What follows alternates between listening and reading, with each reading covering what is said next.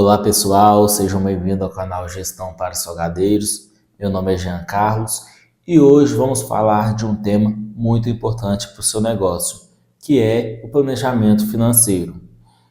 Segundo o Sebrae, 29% das empresas fecham nos primeiros 5 anos. Destes, 59% afirmaram que a falência veio devido à falta de planejamento. Então, a gente já consegue ver que é um tema muito importante.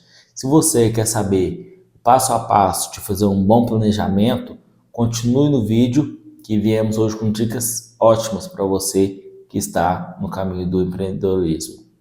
Então vamos lá. O planejamento financeiro ele nos ajuda a ter o norte de como está o nosso negócio e em qual situação a gente se encontra, né? Quando a gente planeja e entende quais são as nossas entradas, quais são as nossas saídas, a gente evita surpresas, porque a gente tem que conhecer o nosso negócio, porque uma falta de capital de giro, ela pode atrapalhar todo um negócio que está com sucesso, né? Mas se você tiver uma surpresa de falta de capital de giro, o seu negócio ele vai rumo ao fracasso. Então, por isso é necessário a gente estar fazendo esse planejamento para a gente não tomar atitudes precipitadas, né? E para caso a gente já conseguir identificar algum problema futuro que pode vir a ocorrer, né? Exemplo, a gente pode fazer uma previsão de quais são os meses do ano, né, que a gente tem maior venda, quais meses do ano a gente tem uma venda menor. Isso é um planejamento financeiro. Outro, a gente pode fazer o financeiro dos produtos, né? A gente identificar quais produtos têm um lucro maior, uma margem de lucro maior, e quais produtos que têm uma margem de lucro menor. Quando você tem um produto com uma margem de lucro baixa, ela afeta todo o seu resultado, né? Então, você sabendo desses dados, você consegue tirar esse produto do seu catálogo se for necessário, né? Então, isso é um dos motivos que a gente precisa fazer o planejamento financeiro. Outro ponto que o planejamento financeiro nos ajuda é a gente encontrar o nosso ponto de equilíbrio, que para mim é o primeiro passo que você tem que fazer quando você vai criar sua empresa, né? O que é o ponto de equilíbrio? Você vai pegar todas as suas despesas fixas, né? Se você paga aluguel, se você tem funcionário, todas as despesas fixas que você tem que colocar na conta e vai pegar qual que é a sua margem. Então, você tendo as despesas fixas e a margem, você vai ver qual é o mínimo que você tem que vender para poder estar cobrindo a despesa fixa e ficar no 0 a 0. Aí, a partir disso, você vai começar a ter lucro, né? Então, se você faz esse planejamento financeiro, que é o ponto de equilíbrio, você já vai ter um dado importantíssimo. Vamos supor, seu ponto de equilíbrio é 10 mil. Então, você sabe que se você não faturar 10 mil, sua empresa já vai estar no negativo. Então, a gente já fazendo essa conta antes, a gente já liga o alerta, né, para a gente não deixar o faturamento abaixar, né?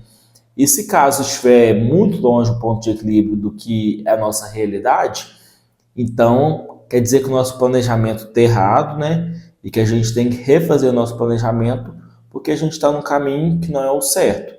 Porque com a falta de planejamento, se a gente for insistindo, e os resultados serem negativos, vai virar um bolo de neve e seu negócio vai falir muito rapidamente. Vamos fazer uma comparação. A gente tem a empresa A, que fazia todos os requisitos de um planejamento, e a empresa B, que deixava a desejar nessa parte. A empresa A fazia o fluxo de caixa diariamente. Com isso, ela conseguia tomar decisões, né, mais certeira, conseguia ver quais produtos tinham mais saída, quais as épocas do ano, né? Já a empresa B, ela fazia o fechamento mensal. Com isso, muitas vezes ela era pega de surpresa, né, na hora de fazer o fechamento. Às vezes ela esquecia de colocar alguma entrada ou alguma saída. E além disso, ela não tinha nem controle nem do estoque, porque como ela não fazia um fluxo de caixa, às vezes ela tinha que ter um estoque menor, né, para poder fazer o capital gerar, mas como ela não fazia esse fluxo diariamente, ela deixava estoques em exagero. produtos em exagero no estoque. Além disso, a empresa A, ela fez a margem de contribuição de cada produto. Com isso, ela conseguiu identificar quais produtos davam mais lucro, né? E aqueles produtos que davam pouca margem e pouca saída, né? Ela já tirou do catálogo dela, colocou produtos que tinham um preço, uma margem melhor. Já a empresa B, ela simplesmente somava ao todo os produtos, né, e fazia uma média entre os produtos. Então, às vezes era melhor ela tirar o produto do catálogo, mas ela simplesmente colocava a média dos valores.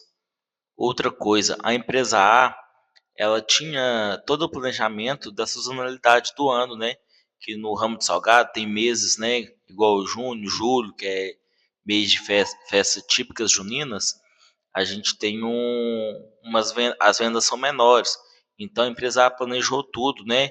Tanto os picos, né? Que são dezembro, novembro, né? E tanto quanto as vendas for baixa.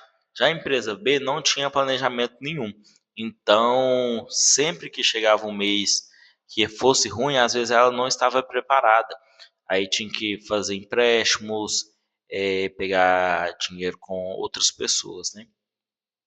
A empresa A, ela tinha um prolabore determinado, né?